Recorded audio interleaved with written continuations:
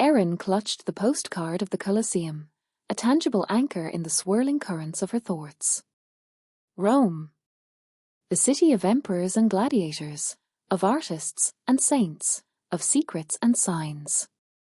Her grandfather's legacy, intertwined with the history of a place she had never seen, beckoned her forward. The bus rumbled on, a vessel carrying them towards an unknown future, a future that promised adventure, revelation, and, knowing them, a healthy dose of disaster.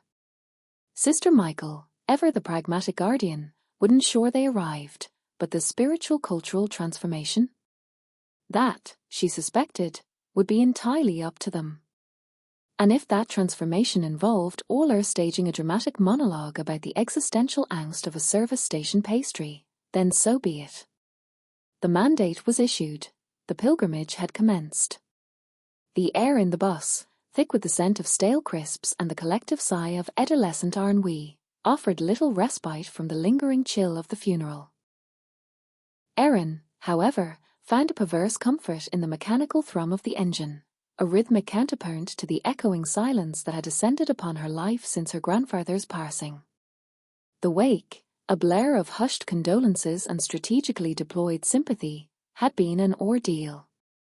Now, the steady forward motion was a tangible release, a literal and metaphorical escape from the suffocating embrace of Derry. Beside her, Orler, a whirlwind of kinetic energy even in repose, had her camcorder perpetually poised. A truly profound transition, wouldn't you agree, Erin? As she murmured, her voice barely audible above the din from the sombre stillness of morning to the pulsating rhythm of the open road. It's almost existential. I feel like I should be narrating this in Latin. Michelle, ever the pragmatist, was already poring over a dog-eared travel guide, her finger tracing imaginary routes across faded maps. The allure of foreign cities and the tantalizing prospect of unsupervised nocturnal adventures had clearly eclipsed any residual solemnity. Claire, a picture of determined rectitude, sat bolt upright, her grip on Das Kapital as unyielding as her political convictions. She radiated an almost palpable readiness to engage with the intellectual currents of the continent, blissfully oblivious to the chaotic vortex of her companion's collective temperament. And then there was James, the wee English feller, a study in understated anxiety, his gaze fixed on the receding, rain-slicked fields of their homeland. His presence was a quiet testament to their shared, unspoken agreement, to endure this journey, to break free from Derry's gravitational pull, and perhaps, to unearth some semblance of purpose amidst the impending pandemonium. Their designated chaperone, Sister Michael, a formidable presence even in her quietude, occupied a seat strategically placed near the front. Her description of the upcoming excursion as a spiritual-cultural pilgrimage to Rome had been delivered with her trademark blend of weary resignation and subtly veiled irony. For the girls, it was an undeniable opportunity, a sanctioned gateway to the wider world. For Sister Michael, it presented a welcome respite from the predictable routines of convent life, a chance to observe the burgeoning complexities of youth from a detached, albeit occasionally exasperated, vantage point. Her true motivations remained, as always, shrouded in an impenetrable aura of enigma. Was it a nascent maternal instinct, a flicker of genuine concern for their welfare, or simply the appeal of a change of scenery, a brief interlude from the echoing serenity of the presbytery? Regardless, the girls had shrewdly recognized the potential. A bus ticket across Europe, however officially sanctioned, was still a ticket to liberation. Their overflowing suitcases, packed with an absurd abundance of clothing, more than any rational individual would deem necessary for a week's sojourn, served as tangible proof of their desperate, unarticulated yearning for escape. Each garment crammed into their luggage represented a small act of defiance against the predictable confines of their lives, a hopeful casting off of the familiar into the vast, uncharted expanse of the unknown. Right then, girls, as Sister Michael's voice, as dry and brittle as an ancient parchment, sliced through the nascent hum of anticipation. She adjusted her wire-rimmed spectacles, her gaze sweeping across the assembled group with an unnerving absence of overt emotion. This journey represents a unique opportunity for you to expand your perspectives, to immerse yourselves in the rich tapestry of European heritage, and, one fervently hopes, to engage in some meaningful introspection regarding your own spiritual development. Consider it an educational expedition. And for the love of all that is holy, endeavor to avoid any entanglements that might necessitate my intervention with the local constabulary before we even reach the ferry terminal. Michelle emitted a barely audible snort of amusement. Rest assured, sister. We're practically choir-bears. Sister Michael's lips curved upwards in a fleeting, almost imperceptible motion that could have been interpreted as a nascent smile or simply a minor digestive disturbance. Indeed, Michelle. And I, for one, am eagerly anticipating the divine manifestations. Her tone was so perfectly devoid of any discernible irony, so utterly lacking in genuine expectation, that it was impossible to ascertain whether she was employing sarcasm, expressing resigned acceptance, or simply stating an unvarnished fact. Erin, a nascent sense of unease stirring within her regarding the entire clandestine operation, decided to probe further. Sister, my grandfather left me a letter. It's rather peculiar. He alluded to needing to witness a sign in Rome. I was wondering if, perhaps, this excursion might offer some clarity on its meaning. Michelle, meanwhile, had rediscovered her travel guide, her attention now solely focused on the glossy images of sun-drenched Italian piazzas.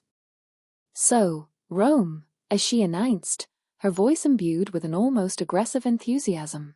Is it, like, teeming with pubs and nightclubs?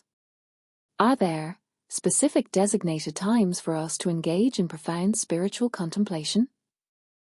Sister Michael's expression remained meticulously impassive, but a subtle tightening around her eyes betrayed a hint of suppressed amusement. We shall adhere to a carefully structured itinerary, Michelle, as she stated with unwavering calm. Opportunities for quiet reflection, for cultural edification, and yes, for appropriately supervised social interaction will be provided. However, I assure you, my vigilant gaze will remain fixed upon each and every one of you. I have absolutely no inclination to become the subject of a posthumous papal investigation. The bus lurched forward, a tangible shift in momentum that marked the true commencement of their journey. The familiar, albeit dreary, landscape of Derry began to recede, gradually blurring into the background.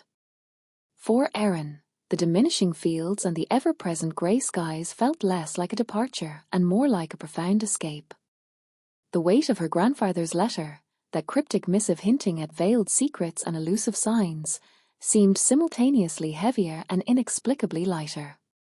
Rome. A city of ancient monuments and contemporary vibrancy, a place where history whispered from every time-worn cobblestone, a place where, with a sliver of hope, she might just uncover a clue to the true identity of the man her grandfather had been. And if, by some misfortune, no such revelation occurred, at least the prospect of sampling authentic Italian biscuits offered a small, yet welcome, consolation. The promise of adventure, she mused, was a potent, almost miraculous, antidote to the pervasive gloom of post-funeral blues. The initial hours of the journey unfolded as a somewhat disorienting tapestry of cramped seating arrangements, spirited, if somewhat off-key, sing-alongs orchestrated by an increasingly boisterous Oller, and Michelle's persistent, and largely unsuccessful, attempts to procure stronger beverages from the increasingly bewildered bus driver. Sister Michael, a stoic bastion of calm amidst their burgeoning adolescent exuberance, appeared to find solace in the rhythmic repetition of her rosary beads, her lips moving in a silent, unreadable mantra. Erin, meanwhile, found herself drawn into a surprisingly insightful conversation with James, his quiet, analytical observations regarding the social topography of their group providing a welcome counterpoint to Oller's more effusive and impressionistic commentary. It's rather fascinating, isn't it? James murmured, his gaze drifting towards Michelle as she intensified her efforts to engage the driver in a spirited debate concerning the relative merits of Irish cider. Erin offered a small, knowing smile. We're all endeavouring to outrun something, I suppose. Or perhaps we're all striving to reach something. Or, quite possibly, a combination of both. Her thoughts drifted back to her grandfather, the enigmatic figure whose recent passing had served as the catalyst for this meticulously orchestrated, albeit chaotic, exodus. What was it that he had been attempting to outrun? Or to reach? The letter, nestled securely in her bag, felt like a fragile breadcrumb, a tenuous clue leading her into a shadowy, uncharted forest. It's the peculiar spiritual cultural mandate that truly piques my curiosity, James continued, his voice lowering to a conspiratorial whisper. Sister Michael. She's not precisely renowned for her liberated or bohemian sensibilities. I distinctly recall overhearing her in conversation with Aunt Carol prior to our departure. Something about managing expectations and minimizing any potential collateral damage. It sounded less like the pronouncements of a spiritual guide and more like the strategic directives of a military commander. Erin chuckled softly at the aptness of his observation. That assessment aligns remarkably well with my own perceptions. Sister Michael's conception of spiritual enlightenment likely involves a rigidly structured timetable and a pronounced absence of spontaneous outbursts of interpretative dance. She discreetly glanced at Oler, who was currently engaged in an earnest attempt to instruct Michelle in a series of intricate semaphore signals utilizing only her eyebrows and the discarded crisp packets scattered around their seating area. Although, Erin conceded, a wry smile playing on her lips, and knowing Ola's propensity for dramatic expression, she will undoubtedly manage to incorporate interpretative dance into the planned visit to the Colosseum. The bus, a lumbering behemoth of reinforced steel and mold plastic, continued its inexorable journey, transporting them ever further from the familiar, albeit somewhat stifling, confines of Derry. The visual landscape outside the windows began to transform, the undulating hills gradually yielding to flatter, more expansive plains, the muted greens and greys of their homeland slowly giving way to a brighter, more vivid spectrum of colours. It felt, Erin mused, like a potent visual metaphor for their own burgeoning sense of liberation, a shedding of the oppressive atmospheric pressure that had characterized their existence in Derry. As the encroaching dusk began to cast long, elongated shadows across the darkening countryside, Sister Michael finally decided to break her self-imposed silence. We shall be making a brief stop at a service station in approximately 20 minutes, she announced, her voice a model of unwavering calm and measured composure.